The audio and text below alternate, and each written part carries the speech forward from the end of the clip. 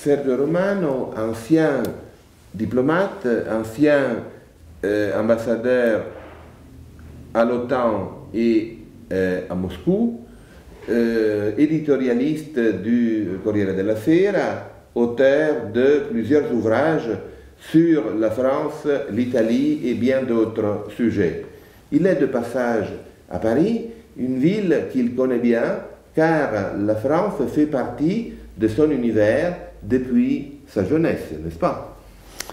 Oui, depuis 1948, ou plutôt 1946, car la Scala, je crois qu'après la guerre, ce fut le printemps de 1946, quand la Scala fut ouverte, et quelques mois après, la Scala mit en scène l'opéra de Honegger. C'était un oratoire, en effet, Jeanne d'Arc au bûcher, sur un texte de Paul Claudel. Et Paul Claudel arriva à Milan, ce qui fut accueilli avec beaucoup de... Milan était toujours une ville qui aimait la France, qui parlait français, à la différence d'autres villes italiennes qui sont plutôt indifférentes à la culture française. Milan, par contre, était vraiment la ville de Stendhal dans une certaine mesure. Par conséquent, nous avions tous connu Claudel, car il avait fait une apparition, et on avait créé une association, les Amis de la France. Et je suis devenu membre de l'association Les Amis de la France. Il faut dire que je suis resté membre d'une association idéale qui s'appelle les Amis de la France, tout en critiquant la France, bien sûr, car on ne peut pas ne pas la critiquer, mais toujours avec une pointe comment dirais-je, parfois de jalousie. Parfois de jalousie, c'est-à-dire qu'entre la France et l'Italie, il y a des points de contact, il y a des ressemblances, et parfois les Italiens considèrent la France comme une sorte de sœur aînée. Oui, surtout la France nous impressionne beaucoup, nous fait beaucoup d'impression, car elle a toujours le même problème dont nous avons fait l'expérience. Enfin, les problèmes français d'aujourd'hui ne sont pas très différents des problèmes italiens, économiques, politiques. Seulement, la France paraît parfois, comme en 1968 par exemple, incapable de résoudre ces problèmes. Elle précipite dans une sorte de chaos. Ce qui n'arrive presque jamais en Italie, il faut dire. Les réactions italiennes sont très différentes. Mais la France, à un certain moment, se redresse, comment dirais-je, reprend le contrôle de soi-même et obéit à quelqu'un. Là, évidemment, il y a un danger. Quand on obéit à quelqu'un, il faut bien choisir la personne à laquelle on obéit. En 68, ça a été relativement simple. La personne était déjà là, même si elle n'avait plus, comment dirais-je, la lumière que la personnalité de Charles de Gaulle projetait quelques années encore avant. Mais de toute façon, j'ai été très surpris. J'étais à Paris en 68. En effet, je suis arrivé le 10 mai, qui était véritablement le début. C'était un vendredi, c'était pratiquement le début des événements. Et j'ai été fort impressionné par la façon dont, à un certain moment, le pays a dit « ça suffit ». Le général de Gaulle avait dit « la situation est insaisissable ». Mais en effet, il savait parfaitement comment la saisir, car il avait décidé qu'il y aurait des élections générales, et il les a gagnées d'une façon triomphale. Et les Français étaient tout contents. La chambre introuvable, comme avait été définie dans le temps, et la définition avait été reprise par Raymond Aron, qui à l'époque n'était pas au début des événements, n'était pas à Paris. Il était aux États-Unis, dans une université de l'Est, il me semble. Il a immédiatement rentré pour écrire ses éditoriaux pour Le Figaro. En effet, c'était le retour d'un journaliste, pas le retour d'un philosophe. Donc la crise de 68 représente pour vous l'exemple parlant de comment la France peut tomber dans une situation ingouvernable et puis se redresser. Et se redresser, absolument. L'événement qui a marqué le redressement, pour ainsi dire, a été la parade sur les Champs-Élysées, avec les Gauliens, bien sûr, dans les premiers rangs. 1 million de personnes. 1 million de personnes ont descendu les Champs-Élysées. Une semaine avant, la France ne savait pas quoi faire de soi-même. Et une semaine après, tout a changé. Il faut dire que le changement a été... il y a eu un moment de, comment dirais-je, dramatique, parce qu'à un certain moment, le général de Gaulle a disparu. On ne savait pas où il était. On a su seulement après qu'il était allé en Allemagne pour parler avec le général Massu, du coup algérien, le général. Et il voulait bien sûr savoir si l'armée serait avec lui, si l'armée lui assurait son soutien. Mais je crois aussi qu'il y avait dans cette stratégie du général de Gaulle, disparaître et réapparaître, quelque chose de théâtral. Il fallait quand même donner la sensation aux Français qu'il serait sans quelqu'un s'il était obligé à s'en aller. Il avait même fait une visite officielle en Roumanie pour démontrer qu'il ne modifiait pas ses programmes. Là, il faut dire que quand il a fait... la chose assez amusante, c'est qu'ils étaient tous les deux hors de France à un certain moment. Pompidou, le Premier ministre, était, si je ne me trompe pas, en Afghanistan. Et le général de Gaulle était en Roumanie. Mais alors les événements, à ce moment-là, on ne pouvait pas imaginer que les événements prendraient une telle dimension. Une telle ampleur. Une telle ampleur. Un homme d'État, comment dirais-je, ne renonce pas à un voyage tout simplement parce qu'il y a des manifestations d'étudiants à la Sorbonne ou en Inter. Non, il n'aurait pu faire autrement. Donc, 1968 représente le début de votre longue période en poste à Paris, car vous avez été, si je ne me trompe, conseiller culturel et... Politique. Non, j'étais premier conseiller politique. Et puis ministre conseiller, c'est ça? Et à la fin, ministre. Ouais. Je fais les trois... Ouais. Donc une période presque 10 ans. Presque 10 ans, donc une période exceptionnellement longue pour... Avec trois présidents de la République. Ah oui. Et oui, parce que le général de Gaulle s'en est allé en 69, oui, après le référendum, l'échec du référendum. Pompidou est mort en 1974. Giscard a été élu dans les présidentielles, et par conséquent, 3 présidents de la République. Ouais. Oui, ce départ de Gaulle a été bien sûr très commenté. En effet, c'est curieux de penser que quelqu'un qui avait confirmé son rôle de père de la patrie puisse être congédié à un an seulement de décalage par rapport à sa victoire politique la plus totale et la plus étonnante. Oui, oui, il y a 2 facteurs apparemment contradictoires. Le fait qu'il ait gagné les élections de la façon dont on disait, mais en même temps, les Français n'ont pas été, comment dirais-je, sans prouver un certain plaisir au moment de son départ. Il avait l'impression qu'il était 10 ans, ça suffisait. Et là encore, c'est un sentiment parfaitement compréhensible. Parfaitement compréhensible. Remarquez que l'échec du référendum de 1979 a été historiquement assez absurde. Car encore une fois... 69, le référendum de 69, l'échec de Gaulle. Oui, oui. À la suite de cet échec, il a immédiatement démissionné. Quitté ses fonctions. Oui, oui. Et il y a quelque chose de contradictoire, parce que d'un côté, les Français étaient fatigués de lui. Ils ne voulaient pas, bien sûr, tomber dans le chaos. Et ils savaient que De Gaulle était la bonne personne pour reprendre en main la situation, mais ils n'auraient pas voulu qu'il reste trop longtemps, pour ainsi dire. Et là, c'est assez extraordinaire, parce que ce référendum voulu par De Gaulle était le bon référendum. Il était en avance sur les temps. Il avait compris que l'État centralisé à la française devait être corrigé.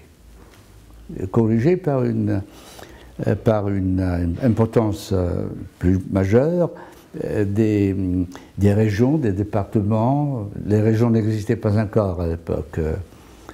Les départements, les régions historiques bien sûr, mais enfin. Et par conséquent, il était en avance par rapport à la situation du pays, mais il était fatigué. Et Pompidou, alors vous avez vécu en France pendant toute la période de Pompidou. Quelle a été votre perception de cette période? Mais Pompidou était un homme, était un grand administrateur. Il avait certainement le sens de l'administration. C'était une personnalité très intéressante, car il ne faut pas oublier qu'il avait été à l'école normale supérieure. Pendant une certaine période, il était connu surtout parce qu'il avait préparé une anthologie de la poésie française. Voilà, c'était son formation littéraire. Son titre. Il n'avait pas fait la résistance. Il avait été choisi par De Gaulle, je ne sais pas si quelqu'un l'avait conseillé, mais parce qu'il était bien connu pour son exactitude, sa capacité d'étudier un problème minutieusement, pour ainsi dire.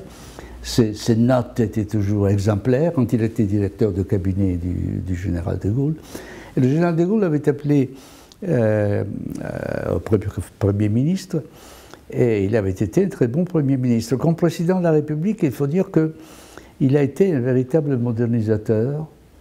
De Gaulle n'aurait jamais fait les œuvres importantes pour la ville de Paris que Pompidou a fait. Il était plutôt traditionnel. Oui, avec Malraux, il avait quand même fait le grand ravalage, c'est comme ça qu'on dit? Ravalement. Voilà. Mais il était ailleurs, il aimait beaucoup l'art moderne. Non, c'était un homme de qualité. Et il avait changé un peu la politique étrangère, c'est-à-dire il avait fait ce que le général de Gaulle aurait eu plus de mal à faire. Parce que le changement de la politique étrangère à l'égard de la participation de la Grande-Bretagne au marché commun, comme il s'appelait à l'époque, la communauté européenne, c'est Pompidou qui l'a fait. Je ne suis pas sûr que le général de Gaulle aurait aimé faire cela.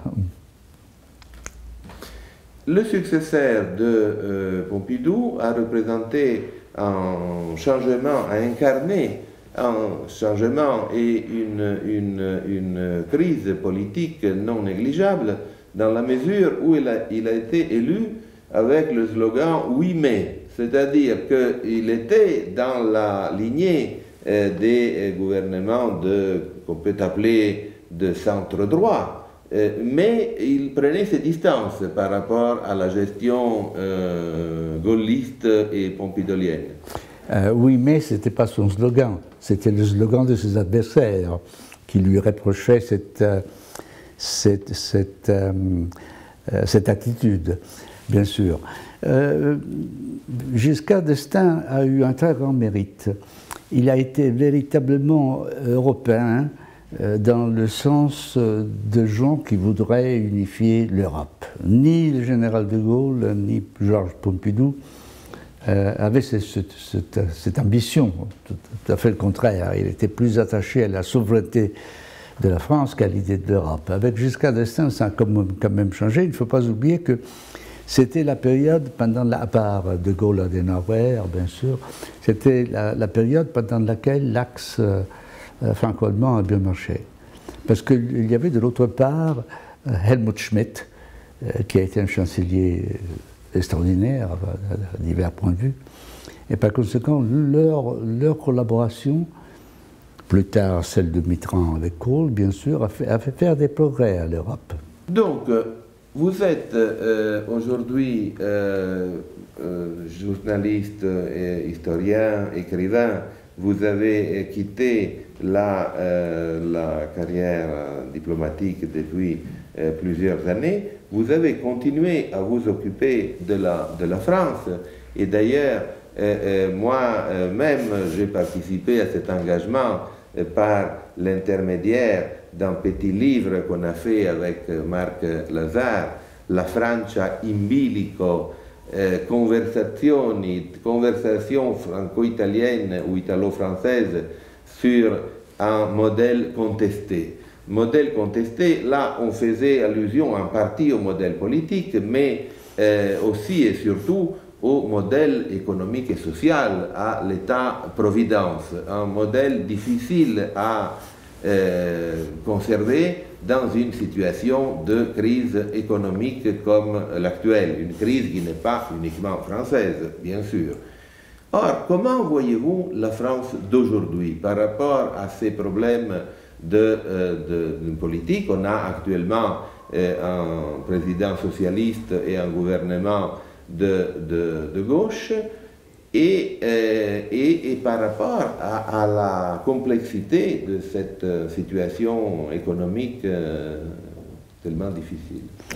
Oui, la France a pris beaucoup de retard, car nous étions tous conscients du fait que l'État-providence, le Vaterstaat, comme disent les Allemands, appartenait au passé dans une certaine mesure.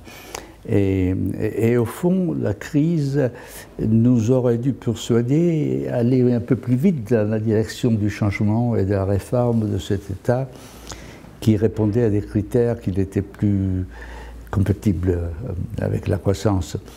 Mais, bien sûr, la crise de 2007-2008 a été interprétée par beaucoup de gens, erronément à mon avis, comme la crise du capitalisme.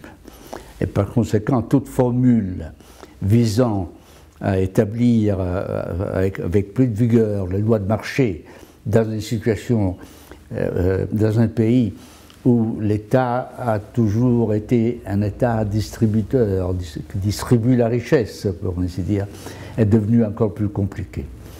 Les Allemands ont été extraordinairement habiles et heureux aussi, car ils ont fait cela de la façon plus efficace, à un moment où les crises n'avaient pas encore éclaté, et avec un chancelier social-démocrate qui a été extrêmement courageux, et il a payé. Il a payé l'unité de son parti. Il a perdu une bonne partie de...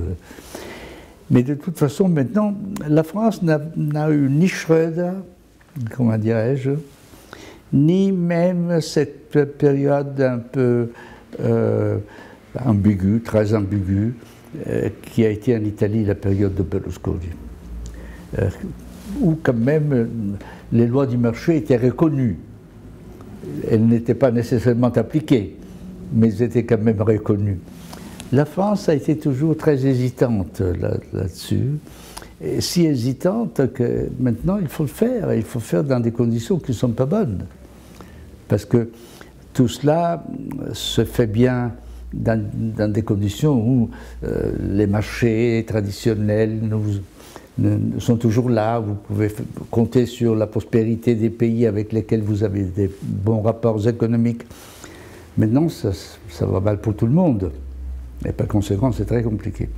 Et là, il y a du retard, et je crois qu'ils vont le payer sur un plan social. Bien sûr, il y aura des protestations. Je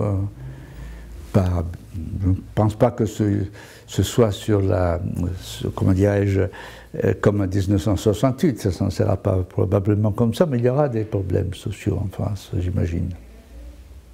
C'est vrai que pendant que l'Allemagne réduisait le coût du travail et essayait de rationaliser l'organisation industrielle, la France approuvait les 35 heures. Ça, c'était simultané. Or, il est évident que c'est facile, c'est toujours facile de raisonner, comme on dit en italien, con il senno di poi. Donc, tout devient beaucoup plus facile si on regarde les choses avec l'expérience de ce qui s'est passé, et donc là, on trouve facilement les solutions miracles. Mais demeure le fait que les choix de politique sociale de la France apparaissent aujourd'hui comme quelque chose de très difficile à soutenir, malgré les meilleures intentions qui les ont inspirés. Oui, mais je crois que maintenant, quand même, la majorité des Français a compris que quelques changements est bien sûr nécessaire. les investissements étrangers sont de moins en moins importants, et ils ont été très importants en France pendant une très longue période. Il y avait une page entière du Monde consacrée à cela il y a quelques jours. Oui. Ça ne va pas. Et bien sûr, renoncer à un État qui, en plus, a été efficace, car il y a des États prévidentiels qui ne sont pas efficaces. C'est le cas italien, très souvent, dans plusieurs domaines.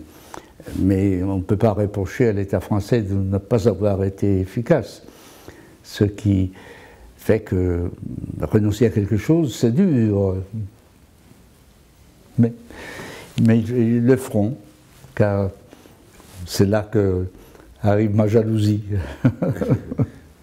Alors, une dernière question. La France et l'Italie, quel est le destin des relations entre ces deux pays, dont quelques-uns parlent comme des potentiels adversaires de l'hégémonie allemande, à condition qu'ils soient capables de collaborer à fond? Vous savez, il y a dans les rapports franco-italiens une donnée qui n'existe pas ni dans les rapports franco-allemands ou franco-anglais. Les deux pays ont des histoires parallèles. Ils ont eu les mêmes problèmes, bien sûr à une échelle différente, mais ils savent que tout ce que un pays fait, expérimente, peut être copié par l'autre. Vous voyez, il y a ce phénomène assez intéressant. Nous considérons les réformes allemandes toujours très intéressantes. Nous étudions l'Allemagne, nous voudrions bien savoir qu'est-ce qu'on peut emprunter des expériences allemandes. Mais nous savons parfaitement qu'il y aura quand même une limite au-delà duquel on ne pourra pas aller parce que les pays sont très différents dans leur culture, mentalité, expérience faite dans le passé. Avec la France, par contre, on sait que ces expériences peuvent être produites en Italie. Et je crois qu'à un certain égard, c'est un peu la même chose pour les Français. Et ils savent que, là, il faut dire qu'il ne faut pas être rhétorique, mais le cousinage existe. Il existe, et j'y crois assez. Par conséquent, c'est pour cela d'ailleurs que nous discutons maintenant en Italie beaucoup le système politique français. Nous l'avons toujours discuté, mais maintenant je constate que les gens qui sont partisans de la reproduction en Italie du système semi-présidentiel français sont nombreux, sont beaucoup plus nombreux qu'ils n'étaient à l'Italie il y a 2 ans, il y a 3 ans. Élection directe du chef de l'État. Du chef de l'État. Ballotage, enfin, toute une série de mesures qui seraient... oui, voilà. Et en effet, c'est le thème dominant. Qui serait très proche du modèle français. Oui, c'est le thème dominant de la politique italienne aujourd'hui. C'est bien de cela qu'on parle. Bien sûr, il y a encore des gens qui sont très opposés à ce système. Là encore, parce que dans les expériences de l'Italie, comme dans celle de la France d'ailleurs, il y a l'homme fort. Et l'homme fort, pour le moment, on préfère éviter cette formule. Il y a des cas où l'homme fort peut vous sauver, c'est le cas du général de Gaulle en 1940. En d'autres cas, il devient tout simplement un dictateur. L'homme fort est en danger. Et il faut considérer que l'Italie a connu une dictature le siècle dernier, donc il est évident que l'Italie essaye de se protéger contre ce risque. Laissez-moi vous dire que l'homme fort n'est pas toujours en danger. Il y a des moments où il est utile et nécessaire, peut-être. Churchill a été l'homme fort de l'Angleterre. Churchill n'était pas fait pour une véritable démocratie parlementaire traditionnelle. En effet, quand dans les années 30, il avait été obligé à un long exil. Il ne faut pas oublier le long exil de Churchill dans les années 30, parce qu'il était l'homme des situations difficiles, des émergences. Le général de Gaulle l'était aussi. Par conséquent, il y a des moments où un pays peut profiter d'une personnalité forte. Alors, voyez-vous, Sergio Romano, l'une des plumes les plus prestigieuses de la presse italienne, reste farouchement francophile. Absolument. n'est-ce pas? Tout à fait. Merci, merci Sergio Romano. Merci.